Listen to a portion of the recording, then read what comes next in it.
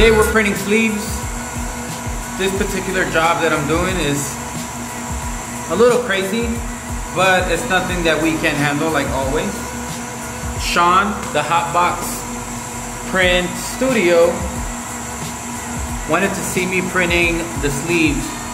I have 4 more sleeves to print, and today we're gonna print, well actually today we printed with no pallets. So I'm gonna show you guys what I did and why I had to do what I did. We are doing, well, most of these are already printed. These are all full of glue inside. But we have the front of the sleeve, the back of the sleeve, the front, the back of the sleeve, the front of the shirt, and the back of the shirt. So this was a crazy job. I thought it was kind of cool that I made it work even though I didn't have all 4 sleeve pallets. And even if I did, some of these shirts were so small that I probably wouldn't have been able to fit the shirt in it. So I figured my own way. And Gabriel Lopez, I'm sorry I didn't leave the link for the coat bags. Last night I came home and all of a sudden my wife's waking me up saying it's time to go to bed. I just died in my couch, so I will leave it in tonight's video. But my friend, I'm going to show you how I'm going to print these last 4 and why I am not using sleeve pallets.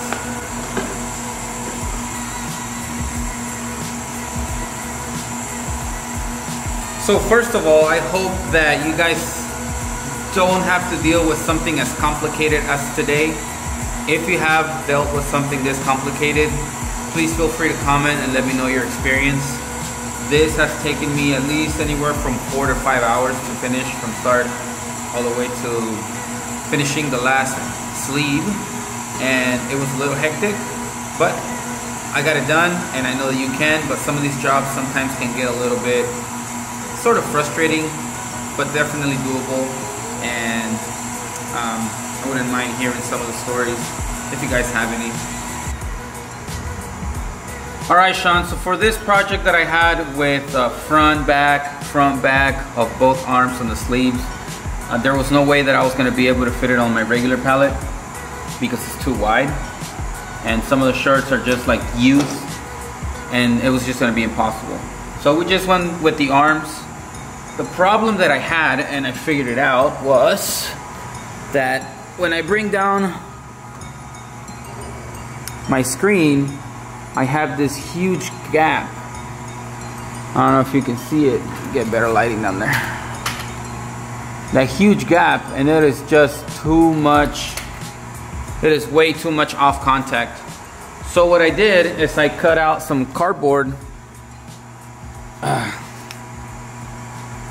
and I gave myself a little bit more room so that the off contact wasn't like super crazy. And I taped it carefully with that 3-inch box tape that I have, and then I topped it off with some masking tape just to make sure that I had a flat surface and I didn't have any wrinkles on the print, because these shirts are polyester and you know, any little wrinkle shows on the print. So I was super careful. I thought that it was super cool that I was able to fit the back, the sleeve, and the sleeve on the same screen. So that was very nice. I'm gonna go ahead and run these last 4 shirts that I have. After that, I'm gonna be out of here. I have 30 more minutes to get home. We have to rush to the mall and get some clothing for tomorrow's party. So kind of in a schedule, and I didn't want to miss the opportunity to show you guys this, since Sean, you requested it. And it's kind of cool that I came up with this idea last minute, because these shirts are due tomorrow, and I did think that I was going to be able to pull it off with my pallet, and I wasn't able to, but I figured it out, and that's all that matters. So sometimes your common sense has to come into play. You have to work with what you have. I definitely made it work with that cardboard. Just tore up a box, cut it, and taped it to the arms of the machine. So if you ever have an experience like that, I know that you can make it work. Sometimes it's just gonna take you a little bit longer to figure it out, but in the end, as a screen printer, you know that sometimes you come up with the craziest ideas to make it work. So I did today, and I know that you can if you ever have a situation like this.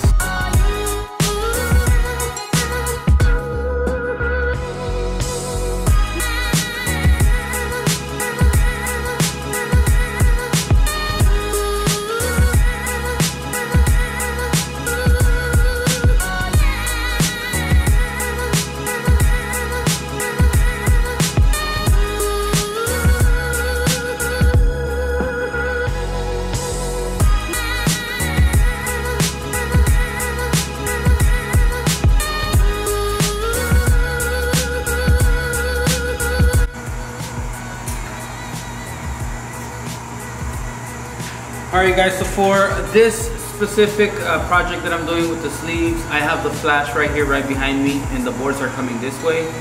So I lightly spray the boards with that 375 spray glue so that it helps the shirt stick just a little bit more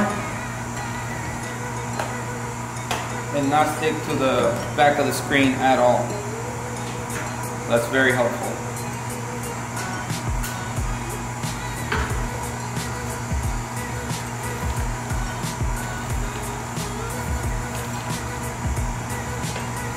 So this is how you print without pallets, you guys. I don't know if anybody's ever done this before, but I had no choice. That last round, the print gets flashed, and when I pull it out, I have zero risk of having any snapback. So the shirts are coming in from that flash on that last print. That way when I pull the shirt out, you know, the ink is not gonna touch the shirt and damage the shirt or cause a snapback or any of that stuff. So let me show you guys the print.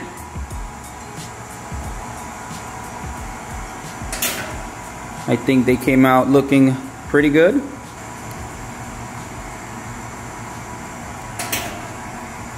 That's another black one. Show you guys this last one, the blue one, and we're out.